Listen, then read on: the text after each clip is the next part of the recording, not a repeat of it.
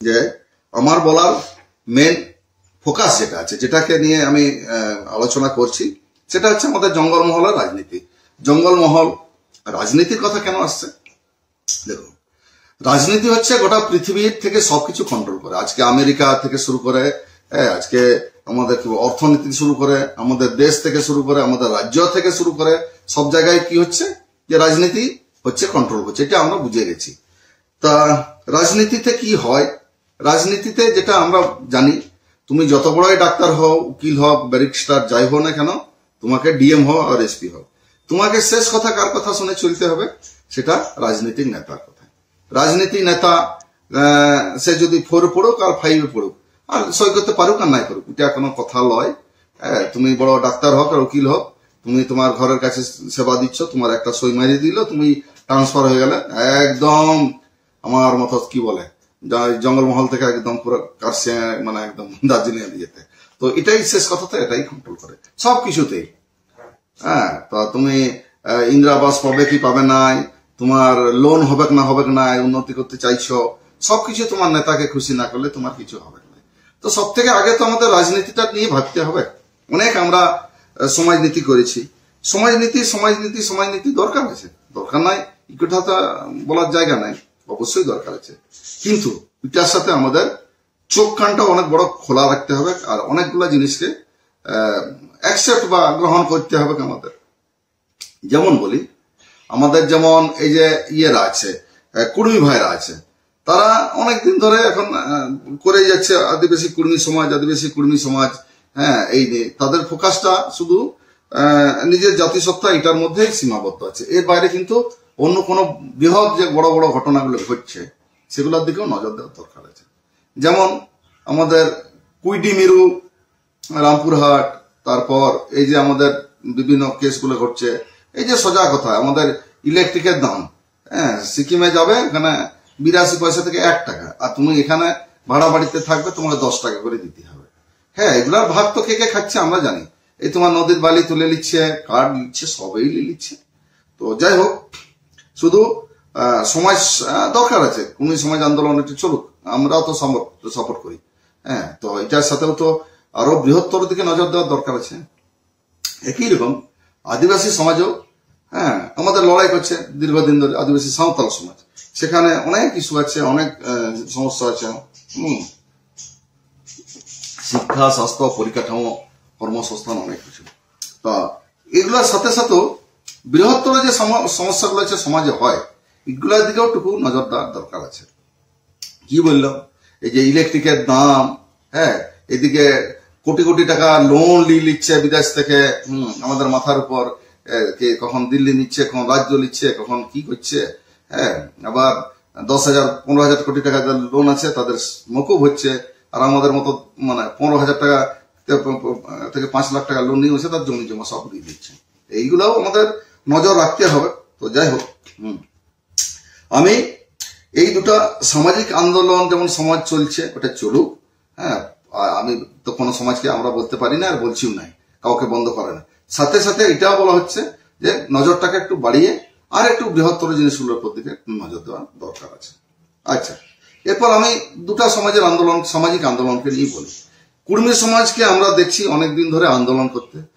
যখন এই মিটিং হচ্ছে, যখন এই মিটিং এর দিকে তাকাচ্ছি, হলুদ ফুলে ভর্তি, হলুদ ফুল আর হলুদ ফুল। যখন আমরা ভোট বাক্সে যাচ্ছি, পুরা কি দেখছি, ভোটে দেখছি আমরা শুধু এপ্রিল ফুল, এপ্রিল ফুল, নাকি এপ্রিল ফুল না, কখনো ফুলমণি মাহাতো, কখনো ফুলচাঁদ মাহাতো, কাউকে একটা কি বলো অং চং সই করতে পার্টিকে মন্ত্রী বসিয়ে দিয়ে বসে কুর্মী বোর্ড অমুক বোর্ড করে, সব লুটে ফুটে সব শেষ করে দিচ্ছে। আর ভাগের ভাগ কি না, কোনো কুর্মী জাতির উন্নতি হচ্ছে না, ইয়ে হচ্ছে। দিনের শেষে সেই মুরগি। তো একই রকম আমরা যদি সাঁওতাল সমাজেও দেখি, সেখানেও সেই বাহামণি আর কি বলে ছিটামণিকে ধরে 7 পাস 8 পাসকে ধরে এনে তাকে মন্ত্রী করে সেই সাঁওতাল সমাজকে মুরগি বানিয়ে এতদিন বিধানসভা পাসেই হয়নি। সেই 1961 অ্যাক্ট, এটা শুনলে তো লোকে হাসবে। তো যাই হোক, এই যে এইসব ঢপবাজি চলছে গল্পগুলা, তো দিনের শেষে আমরা দেখছি দুই সমাজ এ সালা কি বলবো, হলুদ পাগড়ি লাগিয়ে দিয়ে এই আন্দোলন করতে যাচ্ছে, একে করতে দেবো নাই, আর ওটাও যাচ্ছে হলুদ পাগড়ি বাঁধে নিয়ে, গোটা জঙ্গল মহল একদম শুধু আন্দোলন আন্দোলন।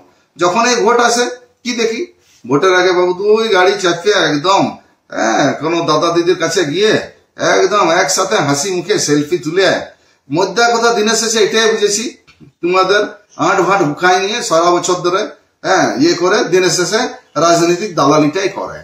তা তোমাদের সারা বছর ধরে খাটায় আর ভোটের সময় ওরা ইয়েটা করে দিলে, তো ভাবার তো সময় আসে যায়, তো নাকি এইসবই করতে থাকবে। তো যাই হোক, এইসব গিরি ছাড়িয়ে দিয়ে আমরা দেখেছি আমাদের স্বর্গীয় বিনোদ বিহারী মাহাতো বাবু, যিনি ঝাড়খণ্ড মুক্তি মোর্চার কি বলে অন্যতম একটা ইয়ে। আজকে ঝাড়খণ্ড মুক্তি মোর্চা করার আগে বিনোদ বাবু কি করতেন, শিবাজি সমাজ করতেন। শিবাজি সমাজ শুধু নিজের সমাজের লোকগুলোকে নিয়ে এদিক ওদিক করে, কিন্তু দিনের শেষে বুঝলেন কি এটাতে আমার কোনো লাভ হবে নাই। আর আমাদের দিশম গুরু শিবু সোরেন কি বুঝলেন, উনিও সান্তাল সনদ সমাজ হান্ডি পর ডেন যুগিন এগুলো বিরোধিতা করতে গিয়ে অনেক কিছু আন্দোলন করে করে দিনের শেষে কি বুঝলেন যে ওইটা কোনো রাস্তাই নয়। তখন দুজনে মিলে 1972 সালে কি তৈরি করলো, ওরা ছিলই আমাদের জয়পাল সিং ইয়ে করে ঝাড়খণ্ড মুক্তি মোর্চা যদিও প্রতিষ্ঠাতা, কিন্তু মেন ফোকাস বা জোরটা কখন এলো, জোরটা এলো দুজনের অংশগ্রহণ। দুজন কিন্তু দুটা সমাজকে একদম মার্চ করে নিল। যেটা ছিল জয়পাল সিং মুন্ডা সমাজের যে ইয়েটা মানে উনি যেটা করেছিলেন সেই জায়গায় একসাথে মানে অংশগ্রহণ করে এই জিনিসটা আজকে টানলো। এবং একটা খুঁড়া আছে একটা গল্প বলেই দিই। এই যে অযোধ্যার পাহাড়ে এই যে ইয়েটা হচ্ছে না, কি বলে বিদ্যুতের কারখানায় তো শেষ হচ্ছে না, জমি লুটা ধান্দা যেসব হচ্ছে, তো সেখানে আমাদের নেতাগুলোর কাছে কারা আছে, ওখানে কোনো মুড়া আছে, কোথাও সাঁওতাল আছে, এরাই আছে। তো এরা কোনো সময় আন্দোলন করছে, লোক দেখেনি, আবার কোন সময় আসছে ছাড়িয়ে দিচ্ছে, যেমন সেটিং করে নিয়ে, যেমন আমাদের দেউচাপাচ আমি দেখলাম সেটিং হয়ে যাচ্ছে। তো সেটিং হয়ে যাওয়ার পর আলটিমেট শেষ কথা কি হবে, তো যখন ওই জঙ্গলটা সাফ হয়ে যাবে অযোধ্যার উপরটায়, ওখানে কোনো জীবজন্তু থাকতে পারবে না, আমাদের মারাঙ্গুরু বঙ্গাপুরু কিছুই থাকবে না, কারখানা হবে আর আমাদের লেবার হবে আর সস্তা দেহ ব্যবসায়ী হবে আমাদের ঘরের বউ বেটিগুলা। তো এই যে জায়গাগুলো যখন হচ্ছে, সেখানে শুধু তোমরা কি করছো, তোমরা তো বলছো ওইটা পাহাড়ের সমস্যা, আমরা উপরে যাবো না। হ্যাঁ, পাহাড়ে যদি আজকে জঙ্গল কাটা শেষ হয়, ওখানে যদি বৃষ্টি না পায়, খরা হয়, তাহলে ওই খরাটা কি তোমাদের নিচের দিকে হবে না? নিচটাই তো পুরাটাই তো কুর্মি, তারপর কামার কুমার সবারই ঘর আছে, নাকি পুরুলিয়া টাউনে সেটা ইয়ে করবে নাই, খরা হইলে ইফেক্টটা পড়বে নাই? তাহলে কেন শুধু সাঁওতালরাই ওইটাকে আগলে ধরে আন্দোলন করবে আর বাকি তোমরা বাইরে বসে বসে দেখতেই থাকবে? এটা তো হওয়ার কথা নয়, এটা হওয়ার কথা নয়। এইটা করতে গিয়ে আজকে আমরা দেশ চাপাচাপিকে ধ্বংস করে ফেলেছি। তো ওইটাকে আরো চাইছো, যা কাল অযোধ্যার পর ঝাড়গ্রাম হবে, এসব করতে তো কোনো জায়গা নাই। এটা আমাদের সবার দায়িত্ব। ওখানে যদি ভূমিধস হয়, খরা হয়, প্রচন্ড বৃষ্টি হয়, তার সব প্রভাব পুরুলিয়া টাউন পর্যন্ত পড়বে। কাজে এই যে জঙ্গল কাটা, এটা শুধু ধ্বংস হচ্ছে যেখানে, এটা শুধু আদিবাসী সাঁওতাল আর মুডারায় ঠিকা নিয়ে বসে আছে, এটা তো হওয়ার কথা নয়, হওয়ার কথা নয়। একই রকম ভাবে আমরা দেখো ভাই, সোজা কথা, আমাদের এত পণ্ডিত এখনো জন্মে নাই যে জয়পাল সিং মুন্ডার থেকেও বেশি বোঝে, শিবু সোরেন থেকে বেশি বোঝে, আর আমাদের কি বলে বিনোদ বিহারী থেকে বেশি বোঝে। দু চারটা কুর্মি ছাগুলোকে দেখছি বটে ঝাঁপাইছে, কিন্তু বাবু তোমাদের দৌড়টা ওদের মতো নয়। আর আমাদের কি বলে আমাদের সমিতি, কি সব সমিতি আছে, সমিতিও ঝাঁপাচ্ছে, শিবু সোরেনের বাপ ভাবে নিজেদের, যদি হাঁটুতে বুদ্ধি আছে কিনা সেটাও সন্দেহ, তো তারাও ঝাঁপাচ্ছে। তো ওইসব করে কোনো লাভ নাই। ইতিহাসে পরীক্ষিত আমরা দেখেছি, সিধু কানু তারা সব টোটাল পুরা কামার কুমার মাঝি মাহাতো সব কটাকে লড়াই করেই আজকে এই জায়গায় একটা নামে পৌঁছেছে। দেশের স্বাধীনতায় এত অবদান। একই রকম ভাবে শিবু সোরেন, বিনোদ বিহারী মাহাতো, জয়পাল সিং এরাও বুঝেছিল রাজনীতি। আজকে আমরা যে স্বাধীন ঝাড়খণ্ডকে দেখতে পাই। তো বন্ধু ভাই, আমাদের সবাইকে বলছি, এই যে জঙ্গলমহল নিয়ে এরকম আলাদা আলাদা করে কিছু লাভ হবে না, কারো কোনো লাভ হবে না। মাঝখানে নদী লুট হবে, পাহাড় লুট হবে, সব লুট হবে, আর সব আমাদের ভিখারি তৈরি করবে। ওইটাকে ছেড়ে দিয়ে আমরা সাঁওতাল নেতৃত্ব, আমরা কুর্মী নেতৃত্ব, নিজেদের কেউ ওই বিশাল মহান ভাবার কোনো জায়গা নাই। ওগুলাকে কামার কুমার সবাই মিশে আমরা একটা কমন প্ল্যাটফর্ম, আর সেটা হবে রাজনৈতিক প্ল্যাটফর্ম। আমাদের একমাত্র দেখানো পথ আমাদের সিধু কানু, শিবু সরেন, বিনোদ বিহারী মাহাতো, জয়পাল সিং গুন্ডা, এদের দেখানো পথেই আমাদের দেখানো। আমাদের অত বুদ্ধি নাই। এটাই মোটামুটি শেষ কথা। সবাইকে আমার কথাগুলো ভাবার জন্য অনুরোধ করছি। হ্যাঁ, এটা ওপেন প্ল্যাটফর্ম, খিস্তি মারার জন্য কোনো অসুবিধা নেই। হ্যাঁ, মোটামুটি যুক্তি নাই, বুদ্ধি নাই, মাথায় কিছু নাই, দেখার আগে গাল দিয়ে বসে দিল, এগুলো থাকবে, এগুলো কি আছে, হাতি যাবে কুকুর ভুগবে, এগুলো নতুন কিছু নয়। ওইসব ছাড়ি দিয়ে দু চারটা বুদ্ধি তোমরাও দাও। হ্যাঁ, আমি সবাই ঠিক বলছি, এটা কেন হবে?